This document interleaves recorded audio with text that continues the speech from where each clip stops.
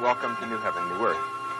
Last year, we did a program with Itzhak Bentov, a Boston-based researcher into the relationship between consciousness and the cosmos, and based upon a book which he wrote called Stalking the Wild Pendulum. This book has since become somewhat of a bestseller among people who are interested in the relationship between consciousness and the cosmos, and we wanted to, once again, get an opportunity this morning to speak with Mr. Bentov. Ben Bentov is a wonderful, loving, kind man, brave, courteous, true, all the other kind things you can say. The interesting thing about him is that he has, over the years, conducted research into consciousness. The subtitle of his book is The Mechanics of Consciousness, and what we want to try to talk about today is one aspect of it, and that is the evolution of consciousness. Ben, there's probably no theory that has had more impact on Western thinking than the theory of evolution that Darwin came up with in the mid-19th century. And ever since then, all of our thought has been along the ideas that somehow we have evolved as human beings to being who we are today. The question I want to ask you is, where do you see us now in that evolutionary development? We can say that if we take Darwin's theories as being correct, then we know that we have evolved from the apes towards humans, and now we have finally come to a point where we're humanoid in shape, we have vertical spines, we're reasonably intelligent, we can push buttons on TV, drive cars, etc., etc. And what I'd like to do, I'd like to draw maybe a little diagram, but don't worry, it's not very scientific. Let me draw what is called a bell curve, which looks somehow like this. It's being used in describing random events. And the way this works is the following, that if we assume now, let's take a following situation. Take a little town that has maybe 1,000 people in it. And we have this great desire to find out what the average height of people in this town is. And therefore we go out with a yardstick and start measuring these people. Well, we find that a very small, very few number of people will be, say, 3 feet tall, and a very, very few of them will be maybe 7 or 8 feet tall. The bulk of the population will be right somewhere here. That is, the average or mean height of these people would be about 5 feet and 6 or 8 inches, something like this. Mm-hmm. Okay.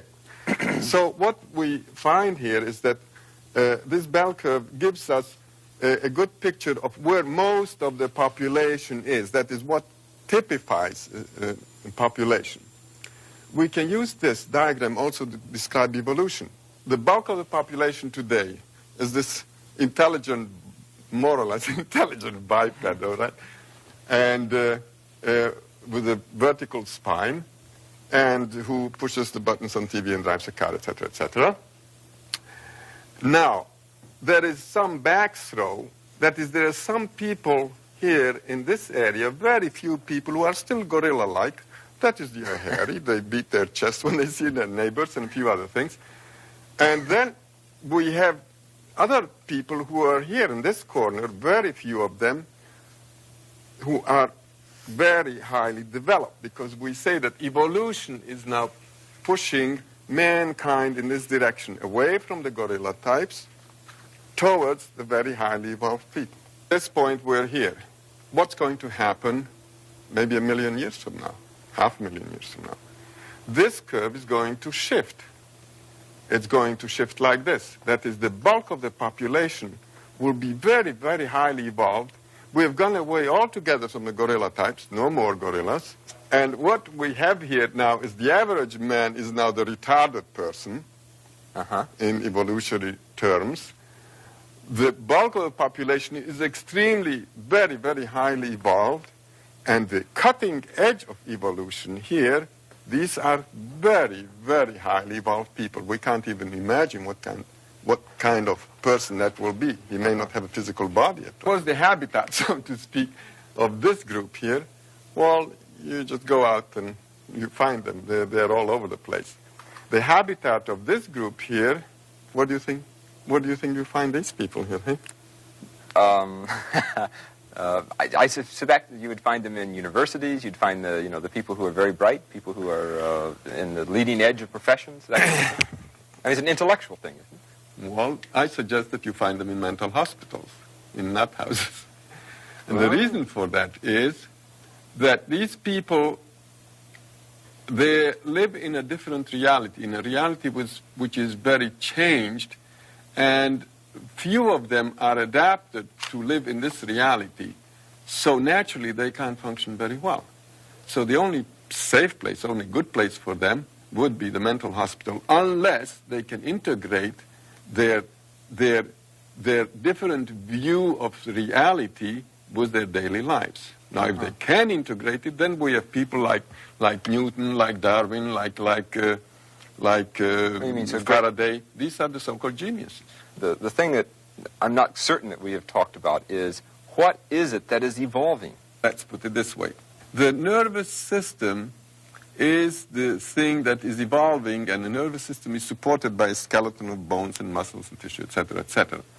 Now, the nervous system is that thing that gives us the picture of our realities. That is, our realities, that reality which you see all around you, the flowers and the chairs and the microphones and the teacup, is given to us by our senses. Yeah. We don't see light which is beyond UV and beyond infrared. We hear only a limited scale of vibrations, like, for instance, we hear anywhere from 52 to 20,000 maximum. In other words, all our senses are limited. So, with these limited senses, we naturally are seeing through a very narrow kind of tube or very narrow slit in the total reality there is. Now, as you're evolving, what happens is that slit opens up more and more and more. So you see more and more of that reality, and we assume that we see different realities. They're not very different realities, but rather a very extended, broad view of one very large reality. The Bible mentions maybe 4 to 6 colors maximum. Yeah. That is what people saw just bare maybe 4,000 years ago. Nowadays we see hundreds and thousands of colors. That is, our visual system has evolved. Our fellow mammals like cows and horses see only black and white. So this is one example of the evolution of the nervous system. The senses are an extension of our nervous system. Our eyes, our ears, etc. are an extension of our brain, so to speak. Okay, so now, before you were talking about the people who were the mutants, either being in the mental hospitals or being geniuses. These are people who have expanded perception, and hence they can see a reality which ordinary people at this stage of evolution are not able to see. Correct. What is the nature of that reality which they're able to see? Well, that is classified as a non-physical reality sometimes. We can take an example. Say, let's take a simple example. The family sitting at dinner table, and say there's a kid, maybe 15 years old, 16 years old, and he looks up and suddenly he says to his mother, "Hey, Ma, look at, there's our dead grandmother is standing in the corner." Mother looks around and says, there's no grandmother there. And she says, "Well, kiddo, there's something wrong with you. You need help." You're crazy. So you're crazy. So she takes him up to the friendly neighborhood psychiatrist, and same thing happens. The psychiatrist will ask him, "Well, kiddo, what do you see?" "Well, you'll see, don't you see, doctor, over there in the corner, don't you see this person standing there?" Well, the psychiatrist turns around, "No, there's no such thing." Well, and then psychiatrist says, "Oh, young fella, you're in troubles," and then he writes out a little prescription for a little Thorazine or electroshock or whatever, and pretty soon, in a matter of 2 weeks, kid is back in shape, very normal. No longer sees the No longer sees anything. Yeah. So the process has been reversed. This is called a psychotic episode or acute schizophrenic break or whatever it is. And what you would say is that there's a good chance that that kid is seeing. Very good chance that the kid has a spontaneous opening of his senses. So that the evolution has been rushed up or hurried up? Yeah. Now, this actually happens. There are techniques to do this. But the Eastern people, the yogis, have developed systems to do this, to push the nervous system rapidly. But it happens very often spontaneously without someone trying to do anything about it. And it just happens. And then, naturally, in the olden days, these kinds of things used to be called miracles. Yeah. And nowadays, there's no more miracles. Well, let's take this. And that's interesting, isn't it? Because you think of, what you call the spontaneous opening of expanded awareness. Correct. Right? I mean, that's sort of a lot of words to say something. But in an earlier time, it was called a miraculous occurrence. Yeah. Elevated consciousness. Right. A time of great revelation, of God speaking to you. Now, take like this fellow, St. Paul, yeah? He's going or walking or riding to Damascus in the olden days. And suddenly this big ball of white light descends, and Jesus standing in the ball of light, and he says, hey, why don't you lay off of my people and stop doing whatever you're doing and all that? And he's very impressed, and he's even blinded, and he falls down, and one thing and another. But anyway, he makes it somehow to Damascus, and there he starts a big campaign, and he talks about his experience and the big public relations thing, and he got the thing going. He got the church built, and the Judeo-Christian ethic came out of this, and bingo, and all the things that, that go with this. So we've got something. Yeah. Now, suppose the same thing would happen, and this fellow, so it's St. Paul, say, is driving down Route 128. Yeah? Driving down. Route 128 doesn't go to Damascus. Well, it doesn't go to Damascus. It goes to It goes to Dedham. So, okay, so then this fellow is driving, and suddenly this big ball of light descends in front of his windshield, and there's Jesus standing in front of him, and he gets very, very impressed, and his driving naturally gets kind of wobbly. And so, sure enough, there's a cop behind him, and he says, ooh, and gets him off to the side of the road. And he says, sir, may I have your license and registration and all that? And this fellow is so impressed, and he keeps babbling something about Jesus and all that. And the cop says, well, you must be driving under the influence, right? So he arrests him and takes him in the station.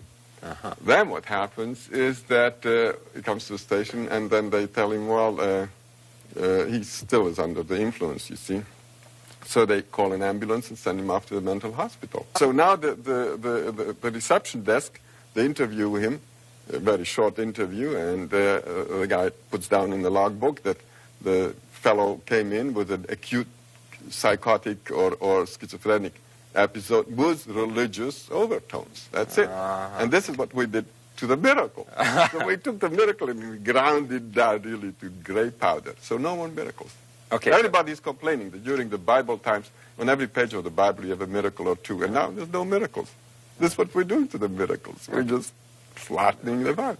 What is it that is evolving? Now, you talked about the nervous system evolving, right? But is there something else that is evolving that is able to be sensitive to this higher level of reality? We have this notion of the soul. And most people weren't talking about the soul. It's a kind of non-physical thing, it's highly theoretical. And so when you go to church, you take this soul out of the closet and polish it up a little bit, and then you go to church and you are one with your soul. Then you come back and put it back in the closet till next week. So that's about the idea of a normal person, the soul. But actually that's not the case. I mean, we don't have souls, but it's just the other way around. The soul has us. So that is that thing that evolves, the permanent, eternal thing is the soul, and the body is a kind of disposable thing. That is, you use a body like a car for 80,000 miles, 100,000 miles, and you junk it, and that's it, you get another one. So it's the driver is the soul who uses the body for a while, and then he runs it into the ground, and he gets another one sooner or later. And so it's the soul which is experiencing evolution, and not our personality, not our physical existences. That is, the soul is the repository of information that we gather during a lifetime. Well, I'll tell you, maybe we should draw another diagram. Physical bodies are here, another physical body, and this is Joe, and this is Jim, and this is Sarah, etc. Now, clearly, this is the physical level, yeah? Now, on this physical level, we're all separate. You sit there, and I sit here, and we're all separate. Now, let's draw another level. This level is slightly higher, and let's call this the level of the soul, yeah? Well, there will be some mingling here. Let's draw this person as extending to practically infinity this way. Now look what happens. At the physical level, we're separate, and there's this much distance between us. Let's say that on the soul level, this person extends this much, and the other person gets slightly mixed in with him. That is, the souls are, in a way, in touch with each other. Okay, they overlap, these two lines. Now let's go now to a higher level, and let's call this, say, the level of the higher self, which is kind of a boss of that soul. There, what we find is that this fellow's higher self extends this much, and the other fellow's extends this much. There is more overlap between them. Right. On the very highest level, which is the high spiritual level, we are basically overlapping completely.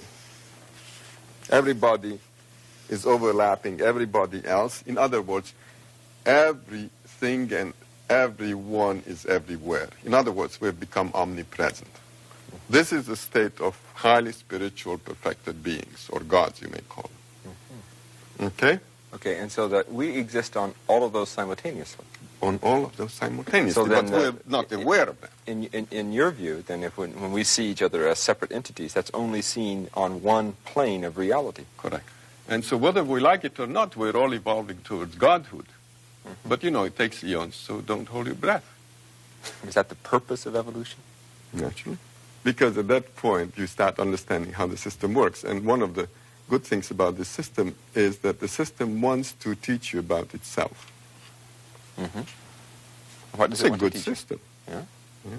What does it want to teach you? Well, if you are omnipresent and you're all-knowing, that is the state which the system wants you to be in. Because the system is an intelligence or information-gathering system. And it's also freely distributing that information. In your view, Yeah. we all started off somewhere a long time ago in which there was sort of undifferentiated matter, which slowly, millions and millions and millions of eons, evolved until a very complex organism that we now call a human being. And it has a nervous system which we at this particular point in time understand as being sensitive to certain levels of reality through our eyes, our ears, our nose, other sensory perception. And that's sort of what we call material, ordinary reality that enables us to drive cars and do our work every day. However, there is an evolutionary movement that will continue to push us beyond where we are today. And the thing which is going to be pushed is our soul, and that at some point we will have these experiences of elevated consciousness in which higher realities are not only seen but lived, and ultimately we come into perfection. Whether we like it or not. Yeah? Can we speed that up by doing anything? Yeah. Well, you use the meditative techniques which push the nervous system a lot faster than the normal evolutionary rate. Those techniques are available, but you don't need to do anything. It's going to happen anyway. It's going to happen. What a view. It's a very big, bright view.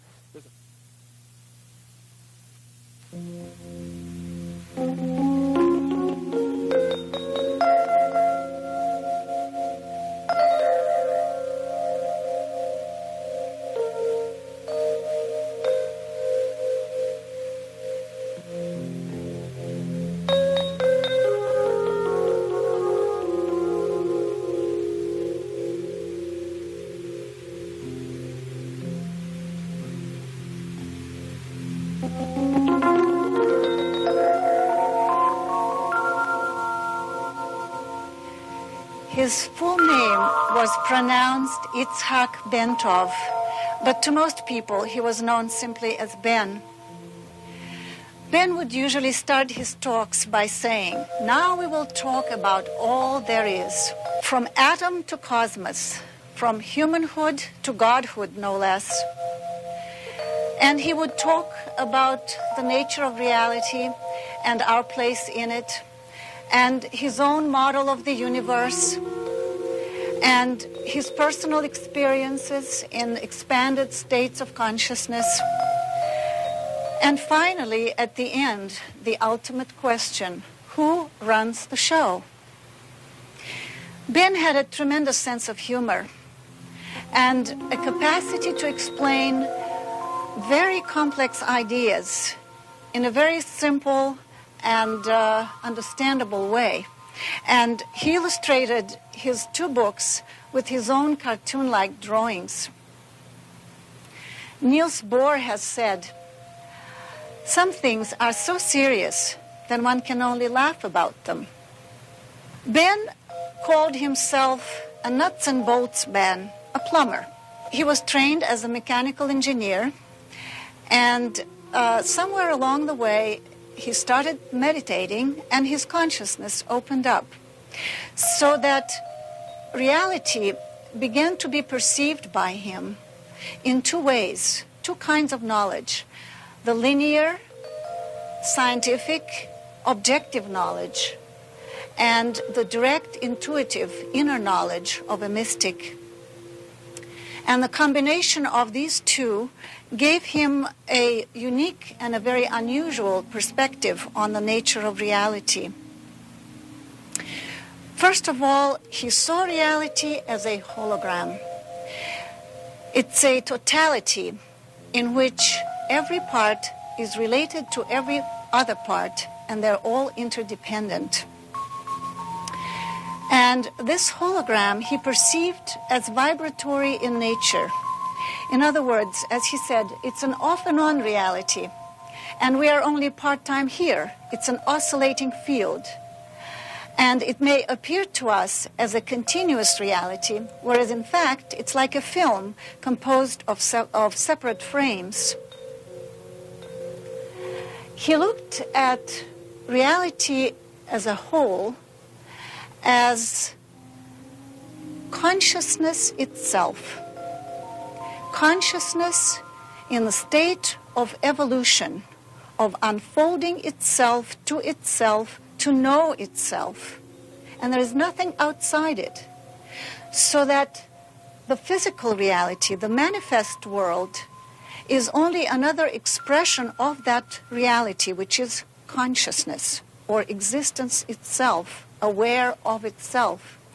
And matter is then another expression of consciousness at different levels of evolution, so that one can look at reality as being composed of an innumerable number of levels of reality, each level having its corresponding level of consciousness.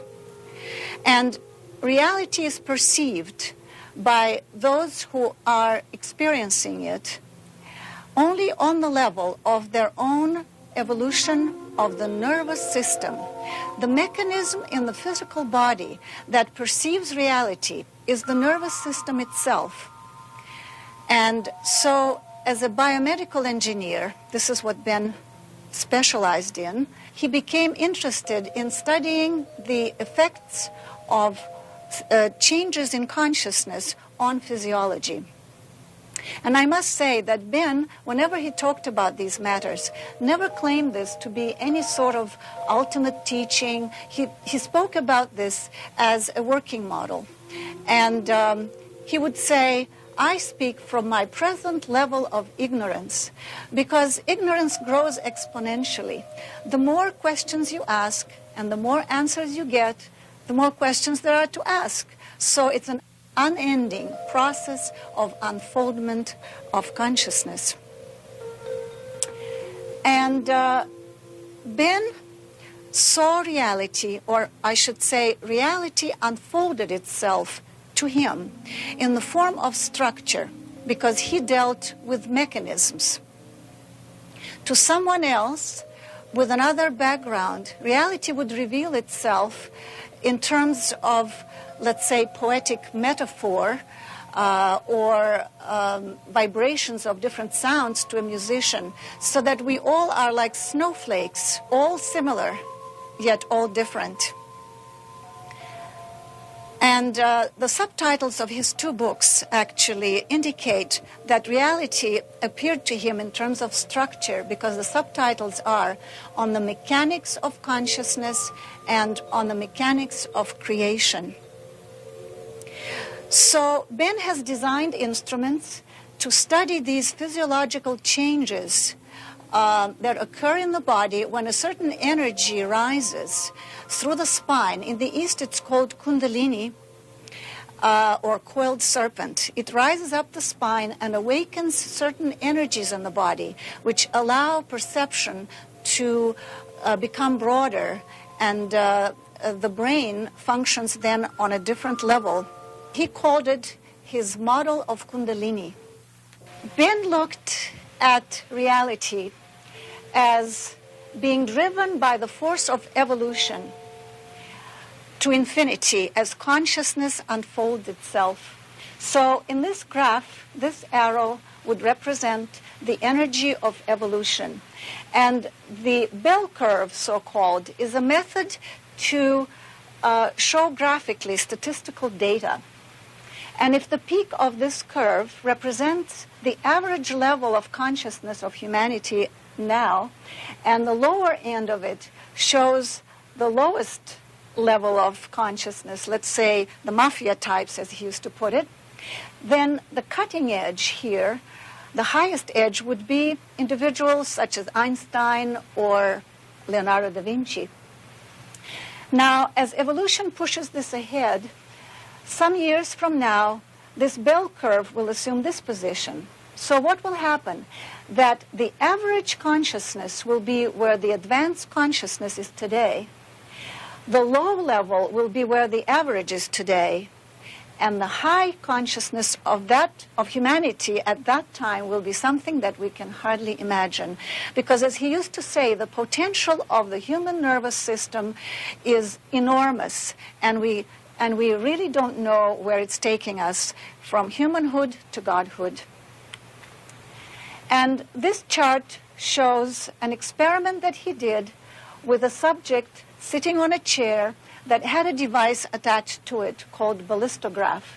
And the ballistograph is something that picks up micro vibrations of the body. So the large curve that you see reflects the motion up and down of the subject as the breathing occurs. And then the small wiggly lines superimposed on that indicate the heartbeat. The lower part of the chart shows the same individual in a state of deep meditation, which also means deep relaxation. And look what happened. The breathing is practically gone. It's a straight line. And what was a disrupted pattern of the heartbeat has turned into a regular sine wave. And looking at this as an engineer, Ben said, this is an effect of harmonization of all the frequencies within the body, and the body is now resonating like a tuned instrument. And he came up with what he called the Kundalini syndrome model. In other words, when this energy in the spine rises, the harmony occurs where the vibration turns into the sine wave at 7 cycles per second, or 7 hertz, as compared to the regular disrupted pattern. And as an engineer, he looked at the body in terms of vibrating systems or oscillators. And in this case, there are 5. The heart-aorta system, the brain itself, a cavity in the brain which is filled with fluid, a ventricle, and then the brain itself, the sensory cortex, and then all this results in an electromagnetic field around the head. A system which comes into harmony within itself becomes more powerful than others, and it will entrain, this is another term he used, it will entrain or pull after itself a system that is out of harmony. So once this oscillator or resonating system comes into harmony, it will trigger the rest one after the other. It's a domino effect. So as the heart pumps blood through the aorta, and he called the aorta the biggest plumbing in the body. So it's a tremendous impact on the body, and it shakes the body so that it vibrates. It hits the bifurcation into the legs, and a certain plane wave is reflected up. The next pulse comes down, and the plane wave and the pulse clash, and it creates a disruption in the body.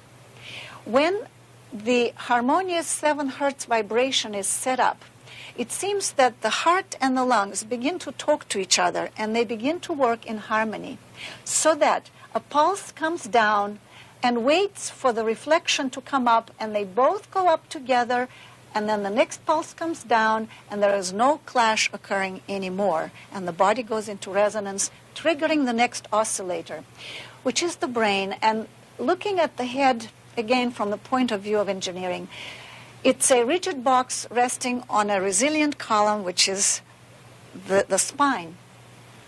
What happens is, as the body goes up and down, the skull is vibrated, and the brain, which is a gel-like substance, is floating in a fluid, the cerebrospinal fluid, so that each time the body goes up, it's hitting the skull and then goes down, and so up and down it goes, and it creates a plane wave within the brain.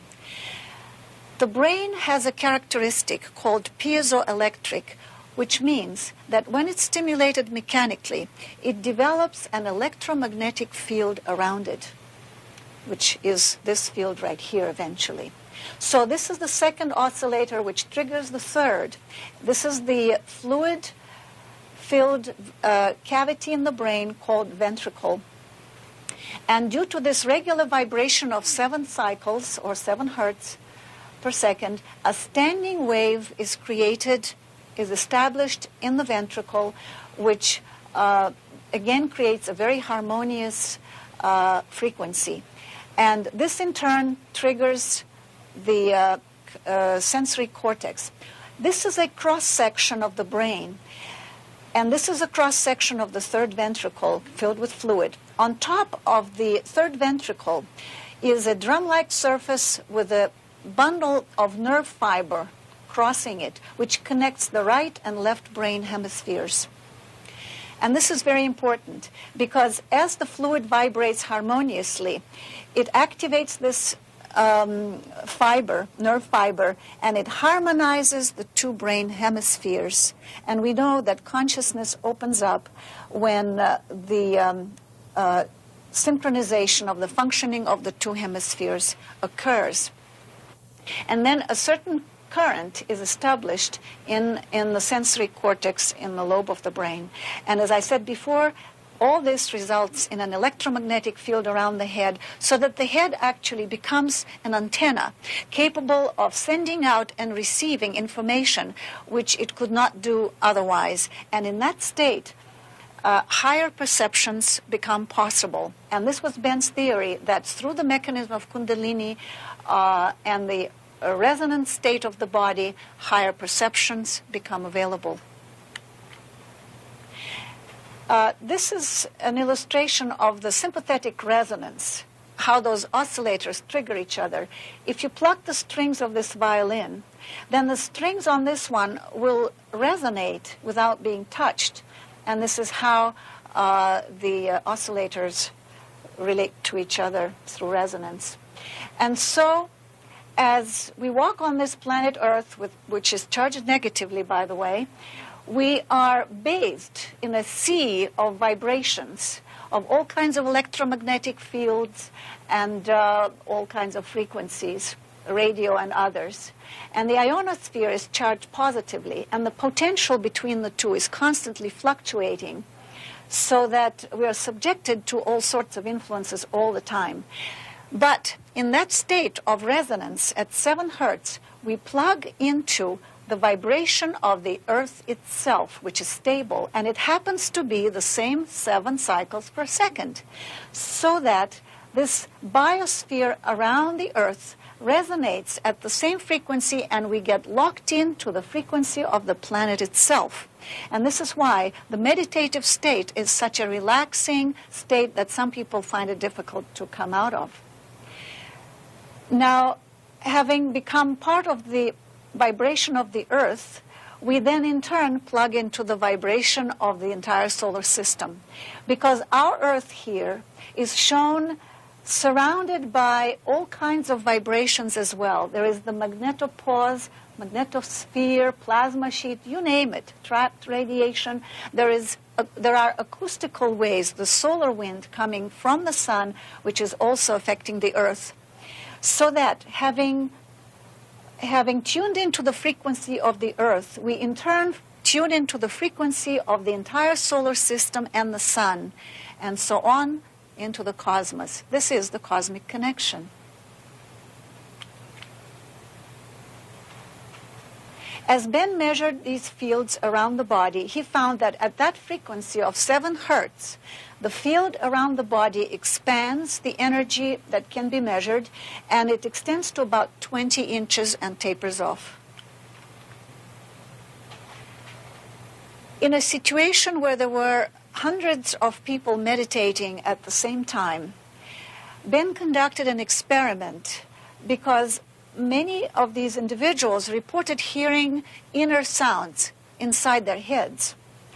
So when he measured the frequencies of the sounds that they heard, he found that there was one major sound and then other peaks where many people heard certain frequencies. And as he looked at this, and of course this is in kilohertz, as he looked at this, he realized that these other peaks are really the harmonics of the initial sound. In other words, everybody is really hearing one sound, but then it breaks up into harmonics, and some people hear entire chords. It really varies depending on one's evolution. This is how the third ventricle actually looks in the brain, and this is the cross-section of it that we spoke about. And on the brain, there is a narrow band called the sensory cortex. When stimulated mechanically with a needle, for example, during operations, it creates sensations in different parts of the body, and the sensations are laid out in this pattern, and this is called the homunculus, or the little man. And as you notice, the toes are inside the fold of the brain, and then the hip, the hand, and so on. The internal organs are here. So usually the signal goes to the sensory cortex and back to the motor system, telling the body what to do, how to react to the stimulus. But what happens in the Kundalini process, that this circuit becomes activated, and one begins to experience certain parts of the body spontaneously without them being actually stimulated physically. So one doesn't really know, is it happening in the brain or is it happening on the physical level? So eventually, as this current, and he really called it not a current, but an alignment of neurons due to the stimulation of the fiber here, the nerve fiber across the brain, this alignment eventually becomes a permanent situation, so that one's range of perceptions is tremendously expanded. And another thing that happens is that this current or alignment goes also through the pleasure centers, so that actually a person in this state is in a state of bliss, and a yogi sitting in a cave in Himalayas is actually having a lot of fun. So nobody's forcing them to sit for days on end cross-legged. And as Ben said, you can speed up the process of evolution, but we're all on this conveyor belt, and nature is carrying us along, and we will get there anyway, from humanhood to godhood, whether we like it or not. So eventually, as this current continues, starts at the toe and goes up around the body, and it opens up certain energy centers in the body known as chakras. And eventually the current begins to go round and round, and its function is to clear the body of stress so that it can actually perceive higher realities. And if there is a blockage anywhere, it will keep pushing through that until it's cleared so that it can actually go further. And some people can experience great discomfort because of that and not understanding what the mechanism is. And Ben wanted actually to inform the medical community, particularly the psychiatric community, about the phenomenon so that certain symptoms would not be misdiagnosed sometimes as they are as schizophrenia or actually some physical illness, which it is not. Certainly this mechanism and this phenomenon was known in antiquity, and this pharaoh is saying, my status symbol is this, that my kundalini has risen to the center in the forehead. And in this painting, it's being said, again, it's all coded in these graphic patterns. This is saying, my kundalini has reached this level and has gone even beyond the pharaohs. So this knowledge really was quite universal. Now we will continue, and we will look at the way Ben looked at reality. Because what is it that gives us our reality? And it was described in his book, Stalking the Wild Pendulum, on the Mechanics of Consciousness. And I will talk later why he used the pendulum as the symbol of what he was talking about. We are dealing with two realities. One is this physical, solid reality that we get blue and black marks from, as he said, when we bump into it. But the information about it is given us by our senses. So that is our subjective reality. And so the two really are giving us the totality of our environment. So what is the objective physical reality? And let us look at the atom. If we magnify the atom and zero in on the electron, and now we think now we will get the answer to what physical matter is. But if we analyze the electron, all we find is an oscillating electromagnetic field. There's no physical matter as such. So we think, well, maybe the nucleus will give us the answer. And we zero in on the nucleus, and we find that it too is only an electromagnetic oscillating field in the void, because between the nucleus and the electron and outside of them, there is nothing but void, the same void that fills in the interstellar space. And the ratio of the distance between the nucleus and the electron would be analogous to a head of a pin in the middle of this room and something rotating around it 30 feet away. And the rest is void. So what is physical matter? Ben drew an analogy between the electron and the pendulum by looking at the cross-section, as it were, of the atom and comparing it to reciprocal motion. In other words, we see the electron now on this side, now on the other side of the nucleus, which would be the pendulum motion. So what happens in the pendulum? It stops, it moves, stops, and moves again. In other words, it's action and rest, action and rest. If you took an actual pendulum and would swing it and attach a pin to it, and you would draw a piece of paper under it like this, it would describe a sine wave. Here the pendulum moved and stopped, moved and stopped. And reality really are the spaces between the points of rest. We perceive reality when there is motion. And reality is really nothing but oscillating fields in the void. And the reason I can touch this screen and I don't go through the floor is because my atoms, or the electrons of my atoms, are actually repelling the electrons of the floor. But if I would speed up my vibration, then I could very well go through the floor. So that it's the interaction between the atoms in this reality that gives us the illusion of solid matter. So how do we get information about this solid physical reality? It is through our senses, through the subjective reality. So let's look at that.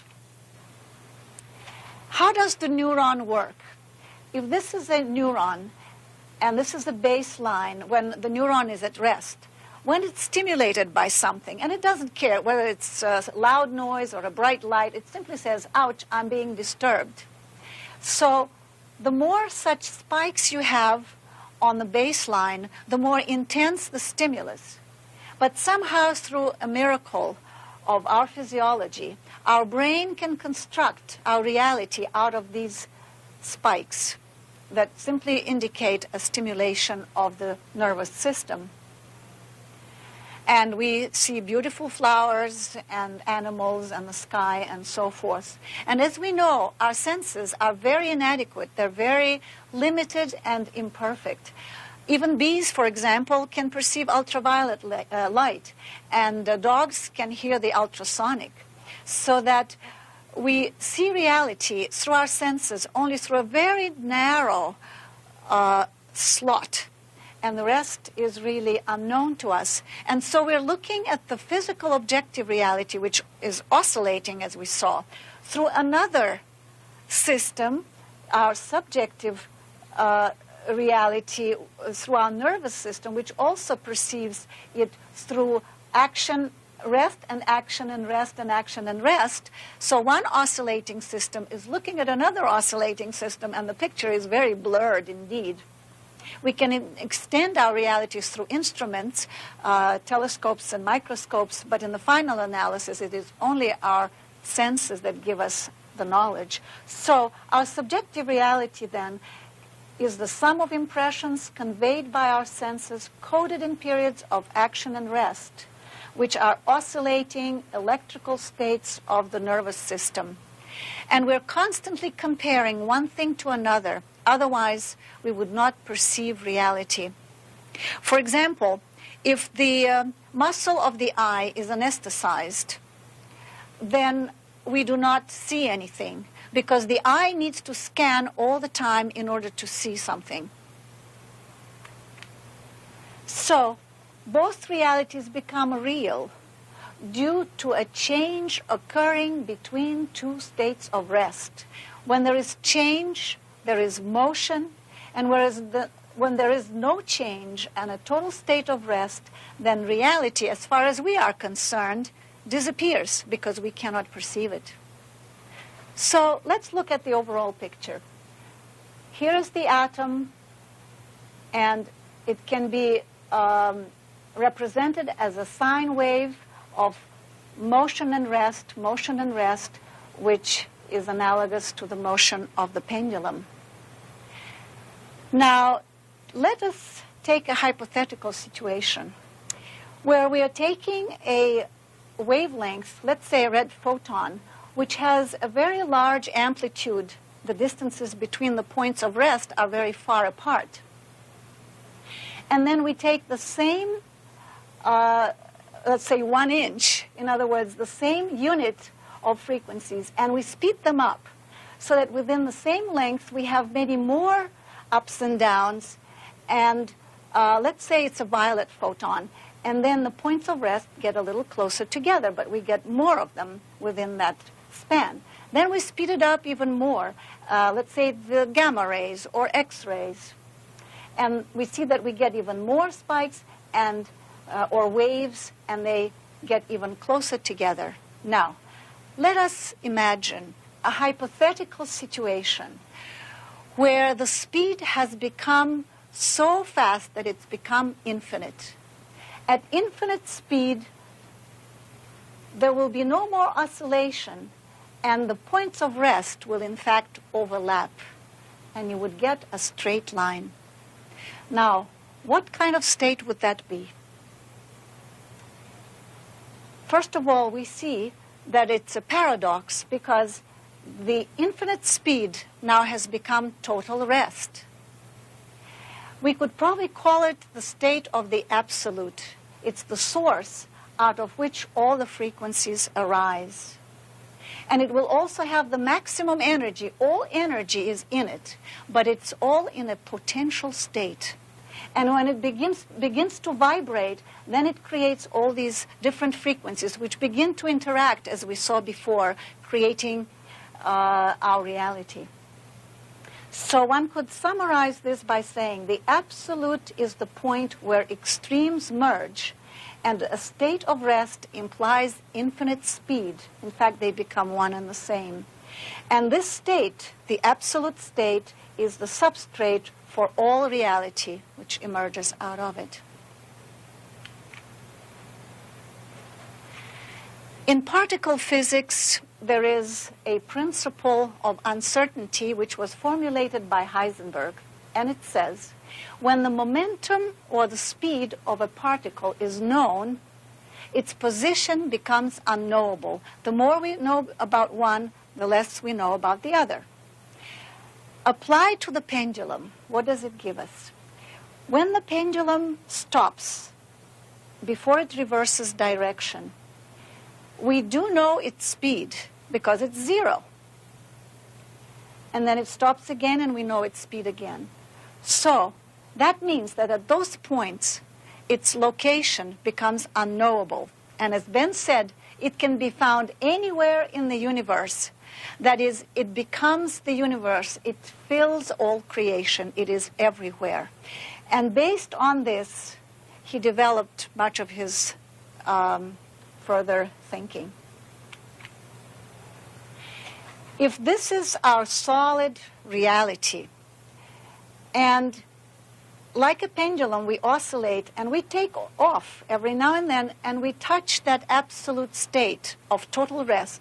But it happens so fast that we're not even aware of it. And we come back as if nothing had happened. But suppose we can expand that state and experience it, and in fact we can, then this is what will happen. Here is our reality, and here is the other reality, which we now have expanded.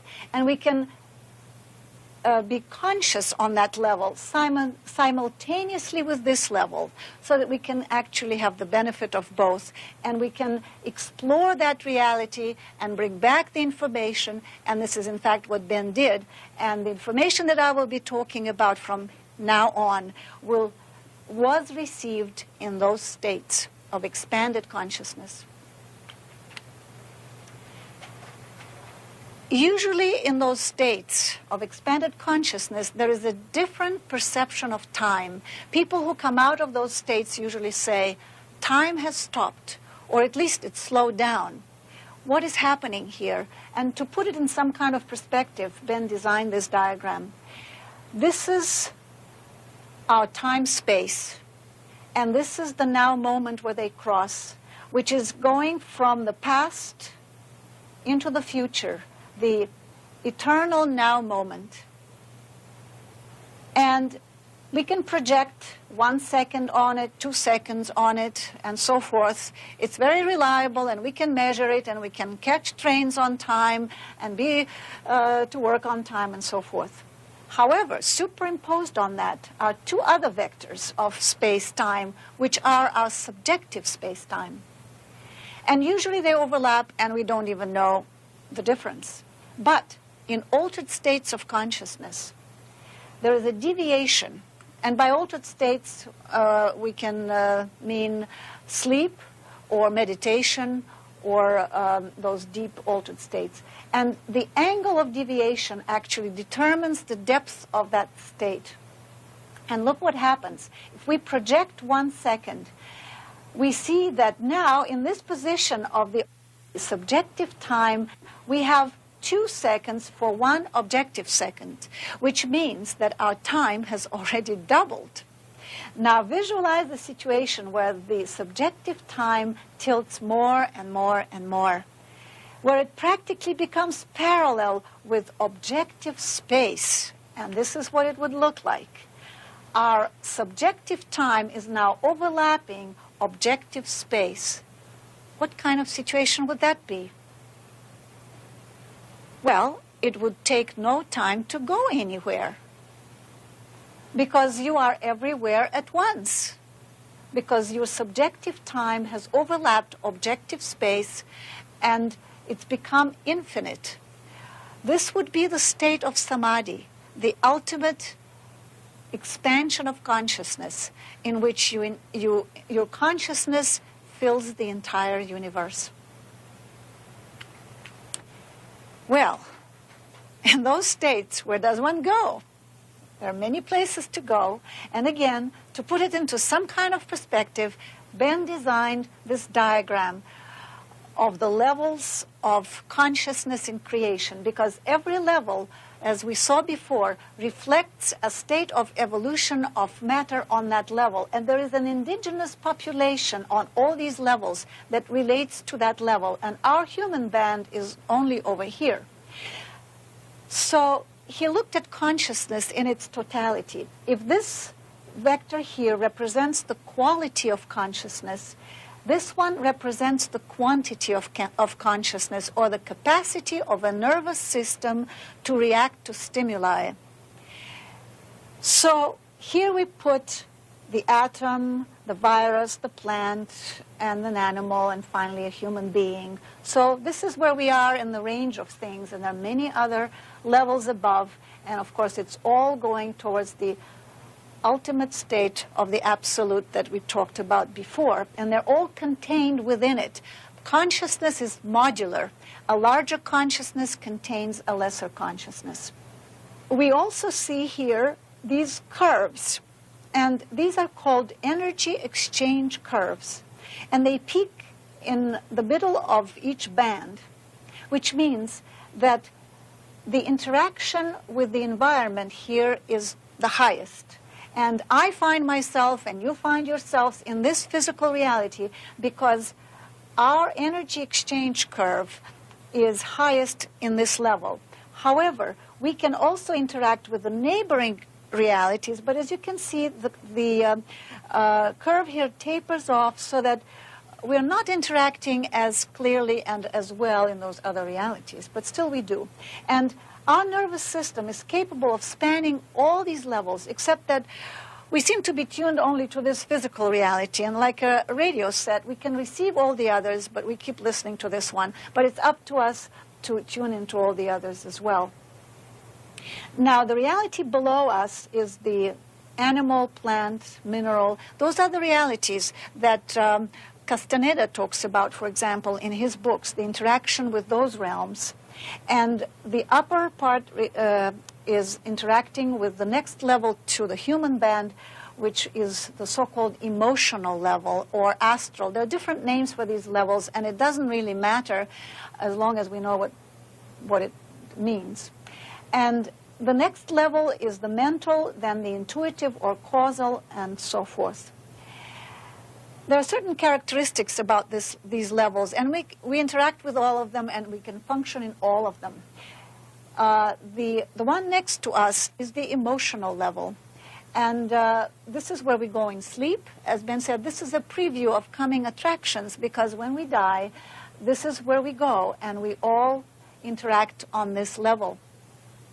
The next level is the mental level, and emotions, in fact, are not allowed there, so that before you can cross the boundary, it's almost as if there is a customs official who says, any emotions to declare, and down you go if you can't release emotions that are negative. Actually, the emotions such as fear or anger. However, love, which sometimes is perceived as an emotion, is what Ben called is the glue of the universe. And without it, in fact, you can't even go higher. So when you abandon those emotions, you can enter the mental level, and here your reality is what you think. It is also so on our level, but to a lesser degree. But here you're actually creating your reality by what you think. The next level is the intuitive level, and this is where we all interact, and people of creative professions particularly visit those areas, and on that level they pick up a lot of information and they bring it down. The creative aha moment of discovery, for example, of an inventor or an artist, when suddenly a solution comes or an image comes, is in fact something that one perceived on this intuitive level. And as you saw before, our time expands on higher levels. So there was an enormous amount of time here to study the entire situation and then to bring it down. But when you bring it down, it appears like a flash, the aha moment, whereas in fact you spent a lot of time there getting ready for it. Our next subject will be a very important principle, the hologram, which is the basis of reality as Ben perceived it. And as usual, Ben had some interesting diagrams to explain his ideas, and he explained the hologram in terms of 3 pebbles being dropped into a pizza pan filled with water. And you drop these pebbles simultaneously into the water. What happens? Each pebble announces what happens to it. In fact, it's screaming, "Help, I'm drowning in a pizza pan." So it sends out these wavelets that reach every point on the surface of this water. And every pebble does that. So if we take this water now, which resulted in a pattern of wavelets that now clash into one another, all this information about the pebbles. And it's called the interference pattern. In cross-section, it would look like that.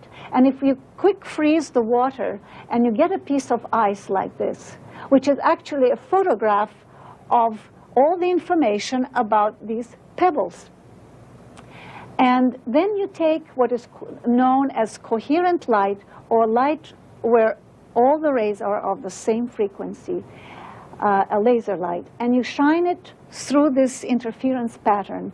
Lo and behold, you see the 3 pebbles reconstructed 3-dimensionally in space.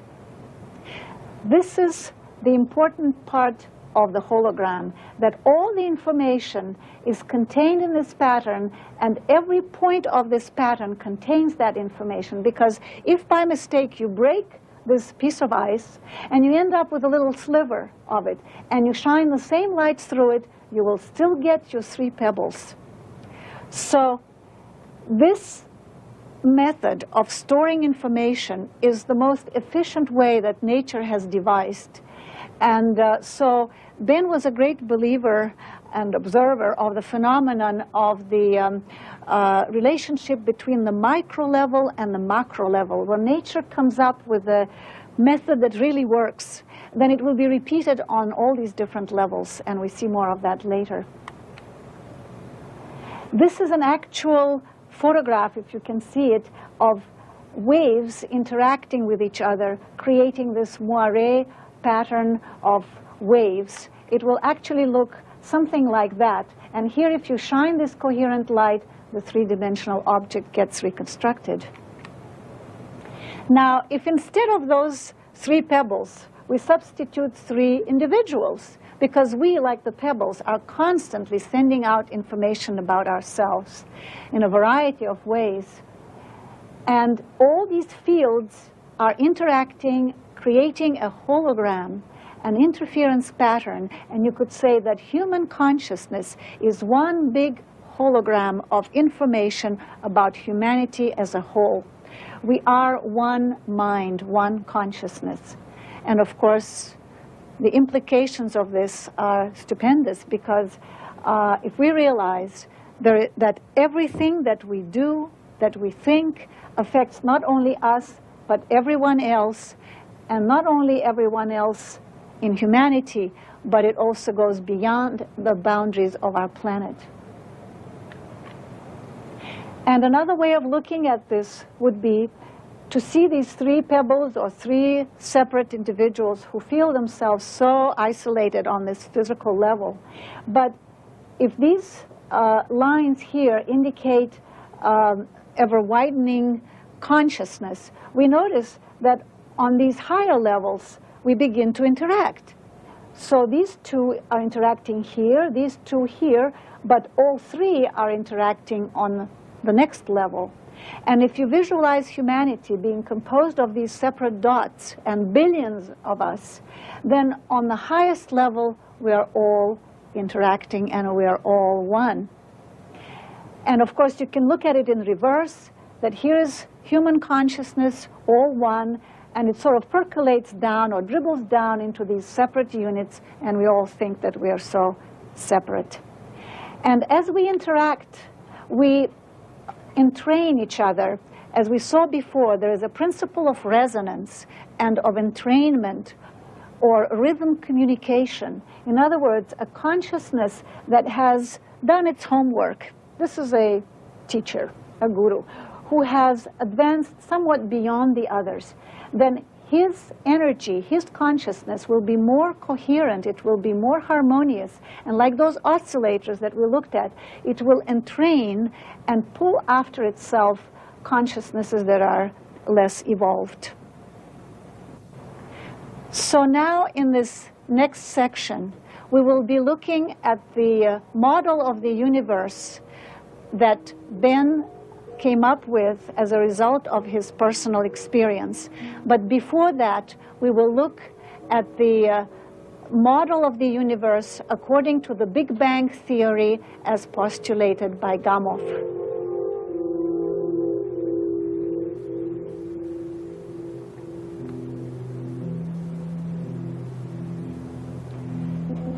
In the infinite dark void, all energy, all space-time were condensed at one point, the cosmic egg.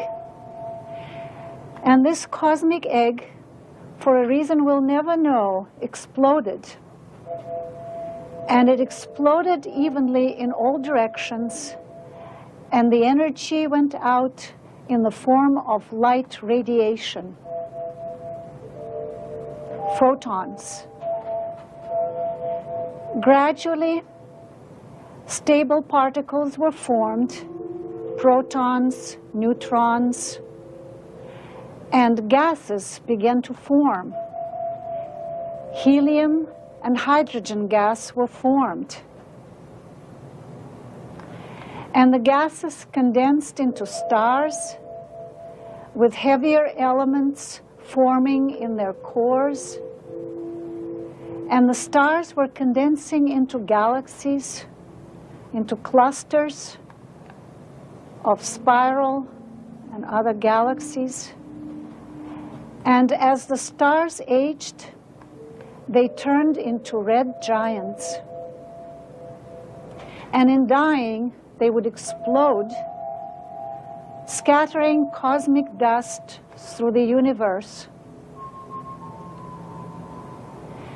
And this cosmic dust containing heavier elements would condense again into clouds and new stars and planets.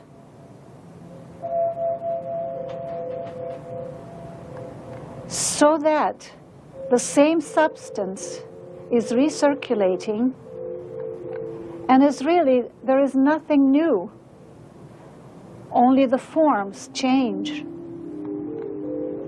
And the atoms from distant galaxies are found in the atoms of our Earth, and therefore in our own physical bodies. So this is the hologram to which we belong and of which we are a part, an inseparable part.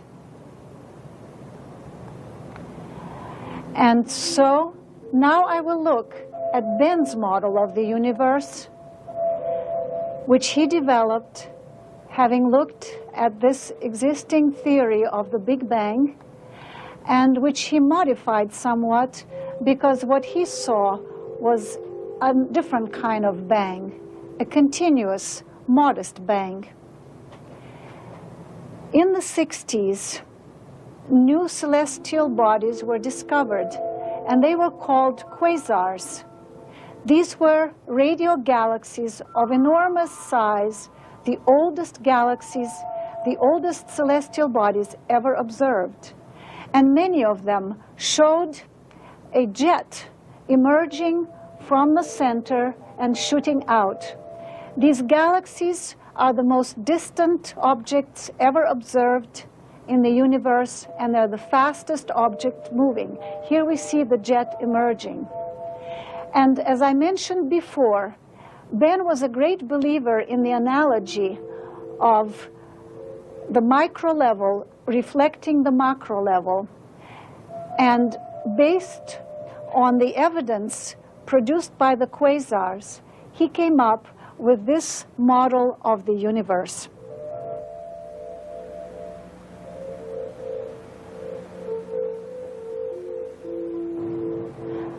What Ben was saying is that actually this is a prototype of what happened in the beginning of the universe, and that the quasars are the chips off the old block, and that cosmic egg, instead of expanding evenly in all directions, or isotropically as it's called, it actually was an explosion in one direction, like a balloon pricked with a needle.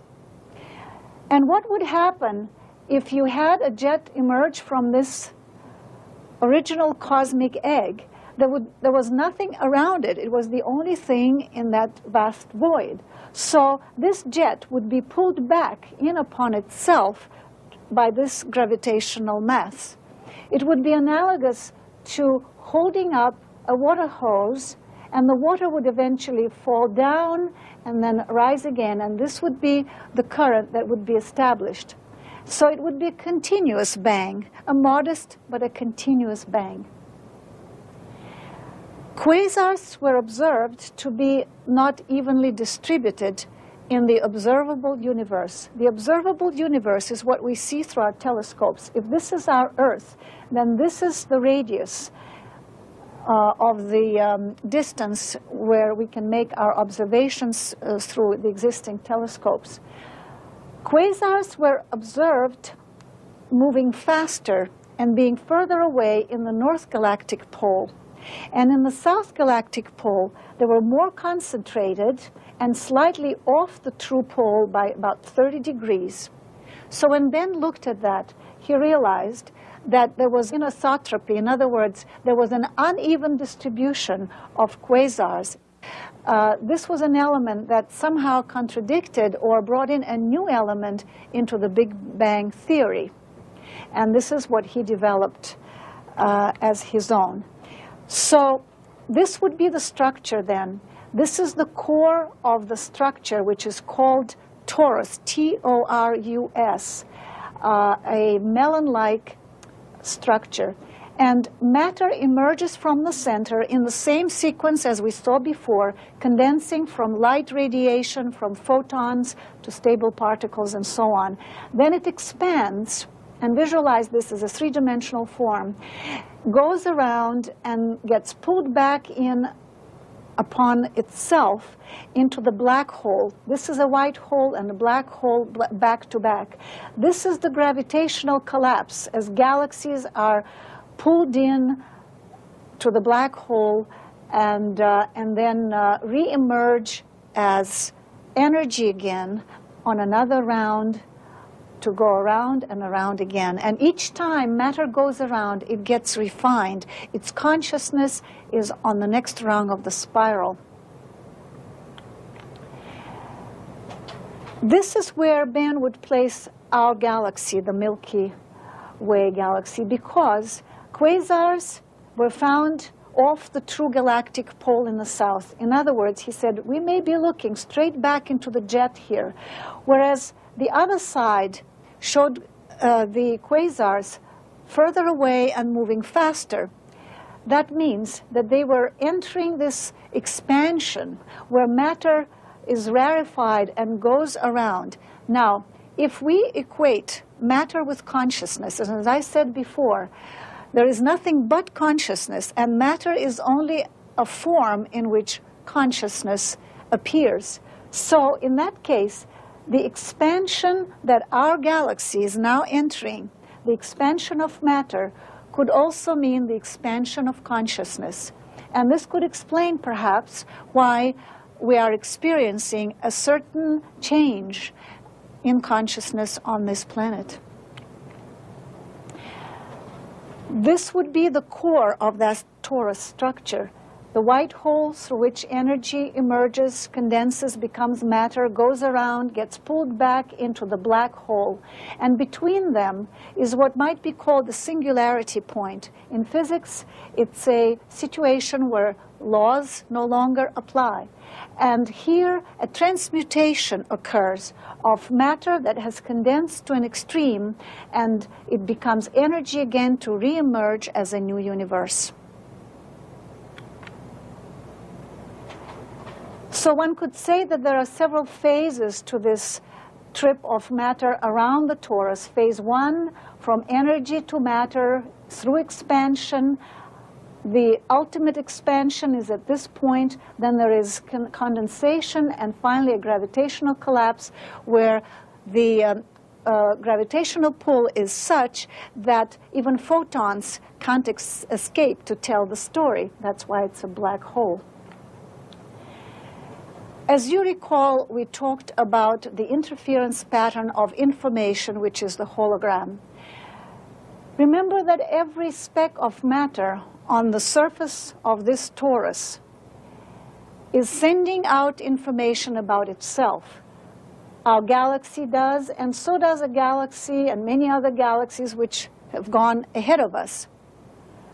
So that the information that is being sent out gets interwoven into one web of information about the entire structure.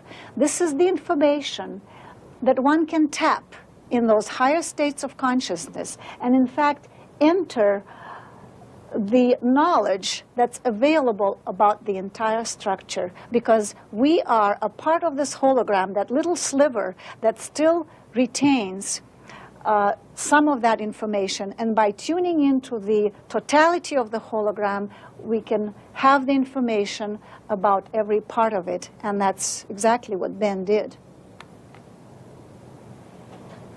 Again, the analogy between the macro level and the micro level. This is very similar to the ordinary chicken egg in shape. So what Ben did was to take a chicken egg and attach electrodes to the two ends of it and see if there was any current there.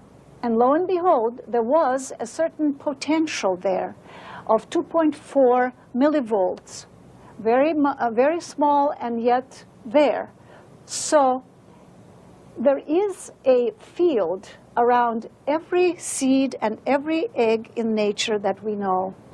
In other words, there seems to be the same pattern in this egg as there is in this large torus. So nature tends to repeat a certain design. As an engineer, Ben dealt with structures, and he said there are certain elegant solutions to the problem. So hologram certainly is one for storing information, and this structure seems to be another one that is repeated on different levels.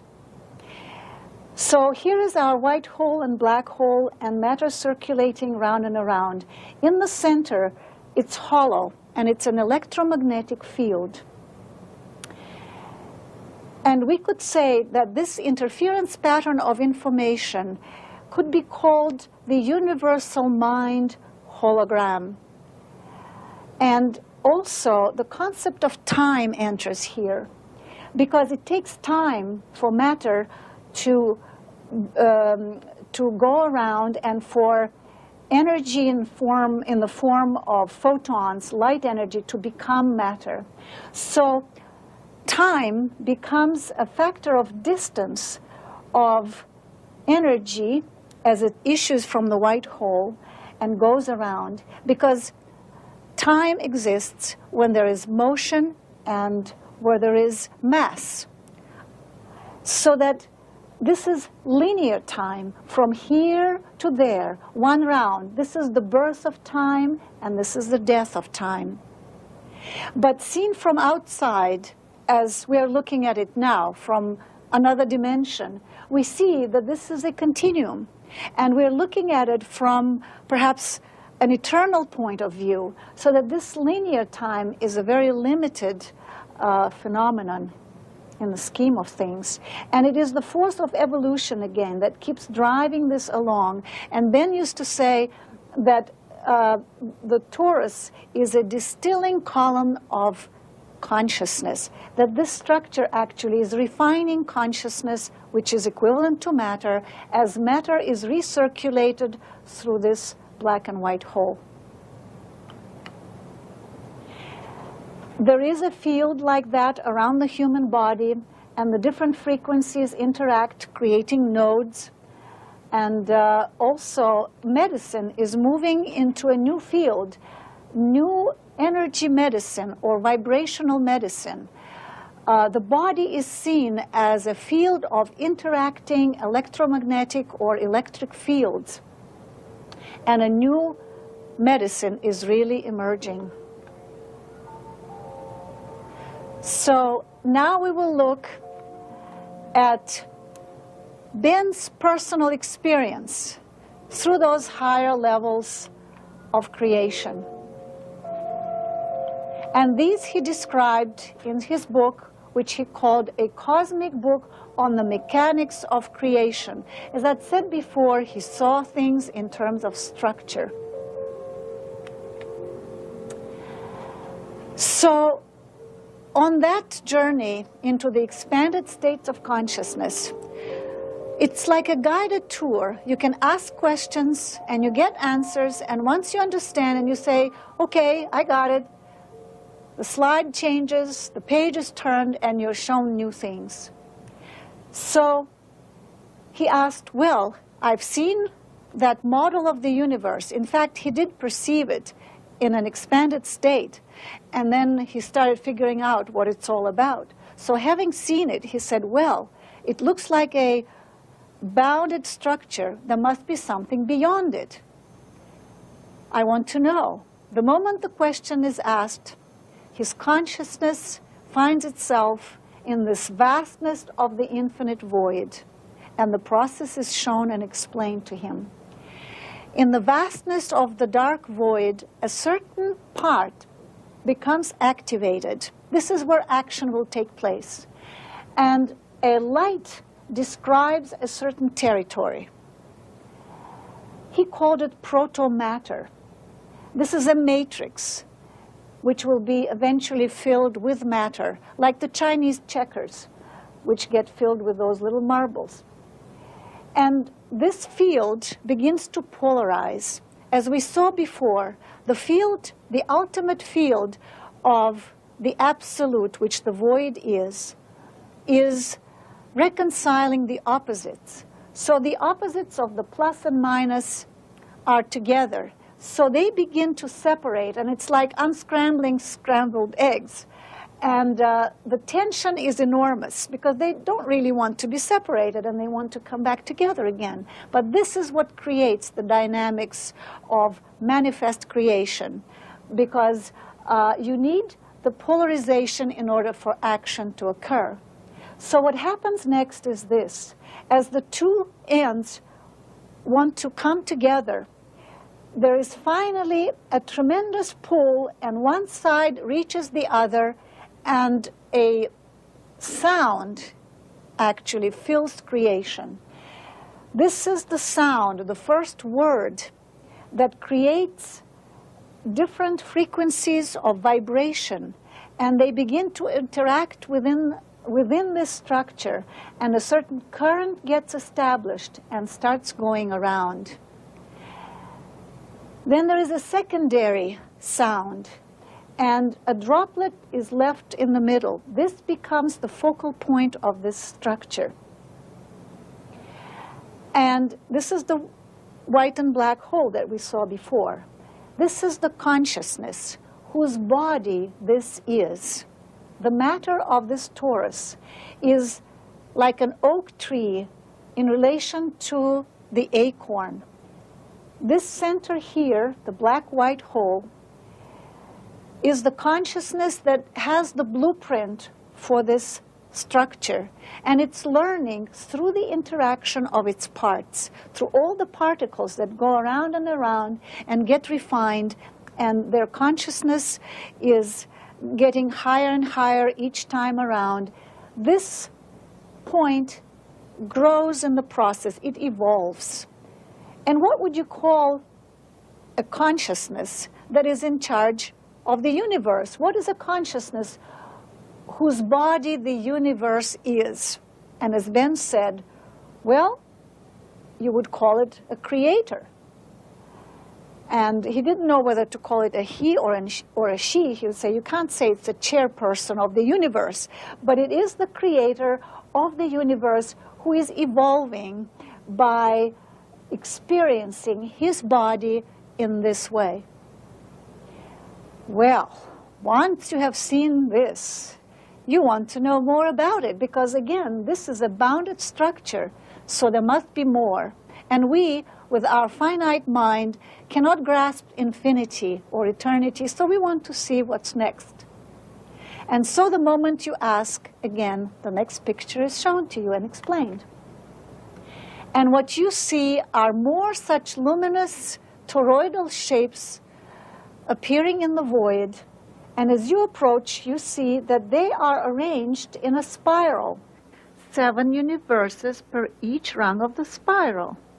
This seems like a lot to take in at first, and you begin to count and you realize that there are 7 rungs to the spiral, which means that there are 49 universes. And on top of that structure, there appears to be a very luminous something, and as you approach it closer, this brilliant white light seems to have a shape such as this. And Ben, being familiar with the Hebrew language, looked at that and he said, no, I must be programming myself. This looks like the Hebrew letter Aleph, the first letter of the Hebrew alphabet. And immediately the explanation comes. No, this is not a Hebrew letter. This is an interference pattern of 4 energies interacting on this level, on this cosmic level. And they create this pattern, which is a consciousness whose body this is. This consciousness contains the consciousnesses of all the 49 creators. In other words, consciousness is modular. As we saw before with the ducks, a more evolved consciousness, a larger consciousness, will contain the lesser ones. As Ben was looking at all these things, he said, I'm just a tourist. I'm snapping pictures and bringing them back. I don't know what I'm looking at. And I'm just one of you all. We're all on this cosmic journey on a bus, except some of us have window seats and some have aisle seats. I happen to have a window seat, so I can share with you what I'm observing. So he had no explanations for these except that he was seeing something and then asking questions. So as he approached this Aleph a little closer, what he saw was that the front of it was a brilliant white light, and the back was dark, and it looked rather three-dimensional. It's a hologram. And there are 22 such forms, interference patterns, emerging from the luminous side. And they look exactly like the Hebrew letters. And he was explained again that these are interference patterns that were observed by seers in antiquity, and they incorporated them into the Hebrew letters, into the Hebrew alphabet, but they are there objectively to be observed. On the other side, the same forms emerge, but in a random, mixed-up order. And he was explained that these interference patterns are transducers of the Aleph energy down to the physical level. They step it down further and further to the physical level. And this whole diagram actually illustrates the law of the cosmic level, because what it's really saying that evil is simply ignorance of the law. The proper sequence of these characters is knowledge of the law, but a mixed-up order is ignorance of the law, which then becomes evil. And what is the law? And when you ask the question, you're shown. Close up, this is the structure. The aleph breaks itself down into 3 centers, 3 chakras, each one having these interference patterns in them, which look like Hebrew letters, and each Hebrew letter has an equivalent numerical value, so that everything is actually modular and structured. Each center has its own frequency in terms of color. The center, which is love, Yah, is gold. The center representing the will, Kol, is blue, and the center representing the creation is pink. When Ben looked at that, he realized that the white light of the aleph, representing wisdom, is a combination of all these colors. And these are actually frequencies active on that level which create these holograms. Now, the law that we talked about before, the cosmic law operative on this level, is interpreted in a very ingenious way. These characters, which then became the Hebrew language, can be read in different directions and mean opposite things. If you read from left to right, it reads Heilech, which means go, or it's a green light. In other words, you can act safely if you act from love towards will. But if you act from will to love, self-will, before you know love, then it reads klaya. And in Hebrew, it means destruction or extinction. So that is the cosmic law. The cosmic law is love, and the ignorance of the cosmic law then causes destruction. And the creative center, read in opposite directions, means in the beginning there was the desire for life. Having seen this, you want to see the entire structure, and this is what you see. The aleph and his 49 creators is enclosed in a sphere very similar to a biological cell. And in fact, it's like a DNA coil, and it does split at the end when this unit is mature. So, having seen this and the current constantly circulating around this, you want to break out and you want to see what's beyond that. But you keep bumping into this wall and you can't get out. When finally you do break through, this is what you see. You are surrounded by more cosmoses, and they're pressing against each other like frogs' eggs.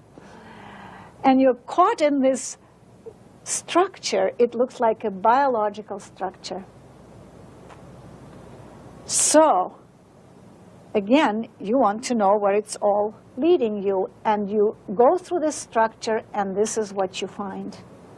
There is a term in biology, close-packed structure. In other words, if you take a cell, you can only put 6 of the same size around it. And on top of that, you can only fit 3 so that they would be stable. And on top of that, only 1. So that from the side view, it will appear like this. It will be 1 on top of 3 on top of 7. And it will look like a pyramid with a triangular side on all sides, which is called tetrahedron. Now, what's interesting about that is that in physics, there is something known as fine structure constant, and it is 137. It is a method which demonstrates how atoms differ from each other. It determines the size of an atom because it determines the tension and the interaction between the electron and the nucleus. So it's interesting to note that the first stable structure on the cosmic level is a tetrahedron, and we, on our physical plane here on Earth, have the diamond, which is the strongest substance we know, and it has a tetrahedral molecular structure. So there is perhaps a resonance here with the cosmic level, and that's why the diamond, is the strongest substance we know. And then these units of tetrahedrons form modules of two such tetrahedrons joined together, and this is how that field of cosmoses, the frog's eggs, is formed. Once you break out of that soup of cosmoses, you discover that they are contained in turn in a yet larger sphere, so that one structure is within another. And as you examine it closer, you see that in the center of this, perhaps you should call it supercosmos, there is a hollow. And inside that, cosmos shells are being formed, and they emerge from that and evolve towards the surface. Whereas the Aleph's spiral has all those universes on the spiral evolving up towards the Aleph. So here, the cosmoses in turn evolve towards the surface of the supercosmos. And the mature cosmoses then emerge on the outside. They begin to cluster together and form a new supercosmos, and they kind of elbow their way in, pushing the other ones aside. And you see that this is a growing, almost biological structure. Now, on every level of these structures that you perceive, there is a consciousness in charge. The Aleph was in charge of the cosmos. And here on the level of the supercosmos, this form appears. And in order for you to know that it's a consciousness that you can interact with, a face or a likeness of a face will appear in it and say, I can talk to you. And in order to understand what it's saying, you merge with it, and then you begin to understand a little more about that level. And here I would like to digress a little bit to talk about consciousness, because there appear to be two types of consciousness. One that is the consciousness of the structure itself, and the other that uses that structure as a temporary dwelling. If we look at our own bodies, and for example, we talk to the cell of our kidney, and we ask the kidney cell, what is it that you do? What is your job here? The kidney cell will say, I don't really know. I'm just a little fellow here. Why don't you ask the boss? Now, who is the boss? It's the sum total of all the cells of the kidney. And it already is a consciousness that you can interact with. And the kidney will tell you, well, I purify blood, I do this and I do that. And so every organ in our body is a sum total of the consciousnesses of the cells that compose it. And then there appears to be a consciousness which is the sum total of all the consciousnesses of all the organs. And you could say that it's perhaps a rudimentary consciousness, if you can call it that, of the body. It runs the body when it is unconscious. In other words, the other consciousness is away. When you sleep, when you are under anesthesia, there's somebody running your body. Somebody is breathing. The lungs know what they're doing. The heart continues to pump blood. It is conscious, and it's unrelated to the consciousness that is temporarily away. So the same thing happens on every level. There is a consciousness of the structure itself and another one that uses that structure and can come and go.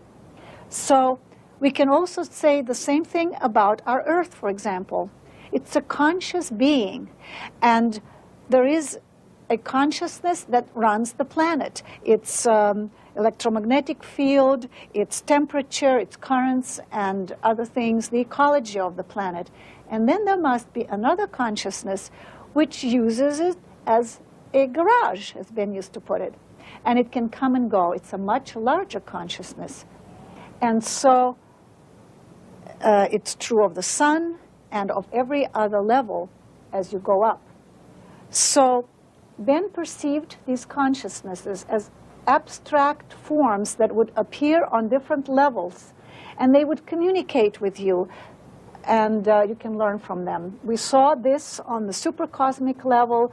Then comes the Ankh, the cross, the two triangles, the two crossing, and then something that looks a little bit like the Egyptian pharaoh, the first human form that runs the 7th level. There were 7 levels in all, and each level ever simpler, ever larger, and comprising the levels that were below it. As I said, consciousness is modular. So, as you go through all these levels, finally, you come to a level where all these levels are contained in one sphere, the manifest creation. Everything visible and invisible, everything that ever existed is in it. And around it is this infinite dark void, which is the consciousness itself. And as it vibrates, as we saw before, it creates manifest creation. So as you come closer to this, you begin to discern what appear to be rotating disks covering its surface. And as you look closer, this is what you see. Instead of disks, you see that these are bars having little shapes underneath like that. And these bars spin around. These shapes spin around. And there are 3 layers of these. And the 4th, the outermost layer, looks like this. And you begin to recognize these as shapes known as the Sanskrit letters, and then this one as the symbol which stands for Om, or cosmic consciousness in Sanskrit. So again, you're explained when you ask about it, these are not Sanskrit letters. These are holograms, interference patterns that are active on that level, and they were perceived by the seers and incorporated into the Sanskrit alphabet. So, as you look at this manifest creation, you realize that there must be a consciousness that runs this, the ultimate consciousness. And you want to understand how this structure is run and what's happening with these rotating disks. And you are explained that as this cell or as this being grows, and we saw that it's constantly expanding and developing and evolving, it expands into the surrounding void, which is pure consciousness, as we remember. So that as it expands into it, the void begins to penetrate it. And these rotating disks are acting as modulators of the void. And by rotating, they create a sound, the word of creation, which then begins to interact within itself. It's a hologram of sound, or a hologram of different frequencies that begin to create all kinds of harmonics and all kinds of additional sounds that develop out of these interactions of different frequencies. And so the whole thing is forever evolving. So then you ask, so who is the top God? Who runs this structure? And the moment you ask, you find yourself in the infinite void, and suddenly a brilliant light comes down on you, so brilliant that you're blinded and you're shaking, because now you realize you are talking to the ultimate God of the structure. So what do? You peek under and you realize that this is a tunnel of light. So you enter that and you begin to ascend, and you go faster and faster, and in fact you begin to tumble down faster and faster, and then you realize that it's making a U-turn, and at the end there is something there, and you know that that is it, and you will soon be confronting the God of manifest creation. As you finally look at it, you realize that you are looking at yourself, a carbon copy of yourself. But that self sits there paying no attention to you, and you're lost. You don't know what to say to yourself. How's the weather up there? What do you say to yourself? So, you revert to your old tested trick. You merge with yourself so that by merging, you can know yourself and you can find out what it's all about. So, you turn around and you slowly back into yourself like into a tight garage. And when you finally do, what happens is that there is a tremendous bang and you become the void. Because you are the consciousness, which is the void. And that part of you that had never left has always been the void. And that observer that was watching through your eyes and guiding you through this obstacle course to go back to yourself, your higher self, was the observer that had never left and was watching you creating this whole phantasmagoria for yourself. We each create our own. And it's just a trip back home to reunite with your own self. And so we could say that we are the creators, the producers, and the consumers of our own reality because we are the consciousness itself. And Ben liked to finish his talks by quoting a poem by an Indian sage, Shankara, which went like this. On the vast canvas of the self, the picture of manifold worlds is painted by the self itself. And that supreme self, seeing but itself, enjoys great delight.